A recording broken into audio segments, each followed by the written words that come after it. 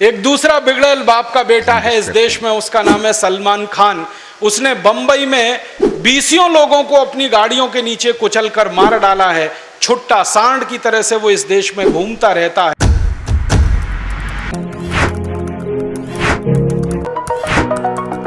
आपको जो कहना चाहता हूं वो ये कि इस देश में कानून का राज चल रहा है, न्याय की व्यवस्था नहीं है और कानून मूर्खता के बने हुए हैं, तो फैसले भी मूर्खता के ही हो रहे हैं इस देश में। एक और उदाहरण देता हूं कानून और न्याय का। इस देश में एक कानून है, उसका नाम है मोटर व्हीकल एक्ट, अंग्रेजों के जमाने का बना हुआ है। इस कानून में व्यवस्था क्या है, अगर आप किसी व्यक्ति को गाड़ी के नीचे कुचलकर मार डालो तो यह गैर इरादतन हत्या का मामला बनता है और इसमें 2 या 3 साल की ज्यादा से ज्यादा सजा होती है। और गाड़ी से उतरकर उसी आदमी को मार डालो तो इरादतन हत्या का आरोप लगता है और सजा 14 साल की होती है और फांसी लग जाती है। अब मुझे आप बताइए, गाड़ी में बैठे बैठे मैंने किसी को कुचल दिया या गाड़ी से बाहर निकलकर मैंने उसको मार दिया, हत्या तो दोनों ही मैंने की है। एक हत्या में 2-3 साल की सजा और एक हत्या में 14 साल की सजा, ये कौन सा न्याय है? दुष्परिणाम जानते हैं क्या होता है? इस देश के बिगड़ैल बापों के बेटे जिनके पास बड़ी बड़ी लंबी लंबी गाड़ियां हैं, वो रात को अंधाधुंध शराब पीकर गाड़ियां चलाते हैं और उन गाड़ियों के नीचे गरीबों को कुचलकर मार डालते हैं। उनके खिलाफ अदालतों में जब आरोप तय होते हैं, मुकदमे के फैसले होते हैं, 2-3 साल की मुश्किल से सजा मिलती है और कई बार वो बाइज्जत बरी हो जाते हैं। एक केस अभी हमारे देश में ऐसा ही आया था। एक बिगड़ैल बाप का बेटा, उसका नाम है संजीव नंदा। उसने दिल्ली की सड़कों पर फुटपाथ पर सोते हुए मजदूरों पर गाड़ी चढ़ाई थी। एक झटके में 8 लोगों को मार दिया था। अदालत ने उसको छोड़ दिया था। Motor vehicle act. एक दूसरा बिगड़ैल बाप का बेटा है इस देश में, उसका नाम है सलमान खान। उसने बंबई में 20 लोगों को अपनी गाड़ियों के नीचे कुचलकर मार डाला है। छुट्टा सांड की तरह से वो इस देश में घूमता रहता है।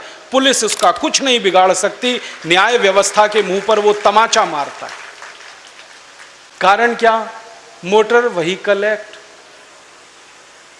जब इस कानून का इतिहास जानने की मैंने कोशिश की तो पता चला अंग्रेजों ने यह कानून बनाया था अपने लिए, क्योंकि अंग्रेज मोटरें चलाया करते थे, गाड़ियां उन्हीं के पास हुआ करती थी और अक्सर उनकी मोटर के नीचे आके भारतवासी कुचलकर मर जाया करते थे।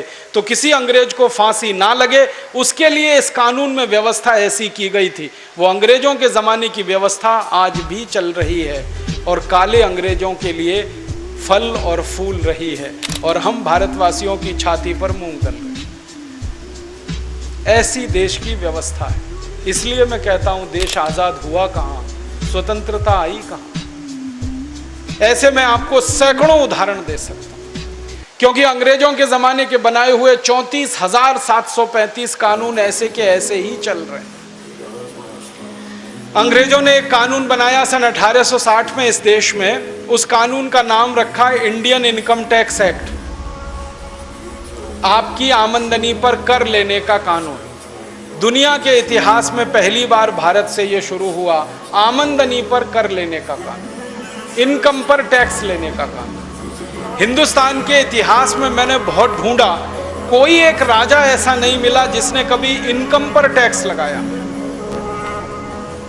इस देश में तो ऐसे राजा हुए जो कहा करते थे कि इनकम को कभी भी टैक्स मत लगाओ, टैक्स लगाना है तो खर्चे पर लगाओ, एक्सपेंडिचर पे लगाओ। एक महान व्यक्ति हुए इस देश में जिनका नाम था आचार्य चाणक्य। संयोग से वो इस देश के प्रधानमंत्री बन गए और उन्होंने प्रधानमंत्री बनते ही एक व्यवस्था की कि किसी पर कोई कर नहीं होगा। ये उनकी फिलॉसफी थी। उनका कहना था कि जिस राज्य की प्रजा पर कर ज्यादा होता है वो राज्य भिखारी होता है। वो कहते थे कर लगा के राजा के हाथ में ज्यादा पैसा देना बहुत बड़े खतरे को निमंत्रण देना है। राजा का दिमाग कब खराब हो जाए और कब आपके दिए गए कर को वो बर्बाद करना शुरू कर दे, आप क्या करेंगे? इसलिए कहते थे पैसे लोगों के हाथ में रहने चाहिए, समाज के पास रहने चाहिए, राजा के पास कम से कम पैसे आने चाहिए, इसलिए कर कम से कम होना चाहिए। तो उन्होंने ये व्यवस्था दी थी। परिणाम जानते हैं क्या हुआ? जितने साल चाणक्य इस देश के प्रधानमंत्री रहे, भारत दुनिया में सोने की चिड़िया जैसा देश था, क्योंकि लोग संपन्न थे, लोगों के पास संपत्ति थी, क्योंकि लोगों का पैसा सरकार के हाथ में नहीं जा रहा था। तो लोग संपन्न थे, लोगों के हाथ में संपत्ति थी, पैसा लोगों के पास था, समाज के पास था। चाणक्य के रास्ते पर जो जो राजा इस देश में चला, जैसे चंद्रगुप्त विक्रमादित्य, जैसे चंद्रगुप्त मौर्य, जैसे समुद्रगुप्त, जैसे हर्षवर्धन, ऐसे 20 राजा थे जिन्होंने चाणक्य की फिलॉसफी को अपनाया और उन्होंने कर नहीं लगाया, कोई टैक्स नहीं लगाया। परिणाम यह हुआ कि जिस जिस राजा ने टैक्स नहीं लिया, हर एक राजा के राज्य की प्रजा सुखी थी, संपन्न थी, धन था, संपत्ति था, ऐश्वर्य था, और भारत दुनिया में सोने की चिड़िया कहलाता था। अंग्रेजों ने पहली बार इस देश में कानून बनाया और इनकम पर टैक्स लगाया, और 1860 में यह कानून पारित हुआ और इस देश में लागू हुआ।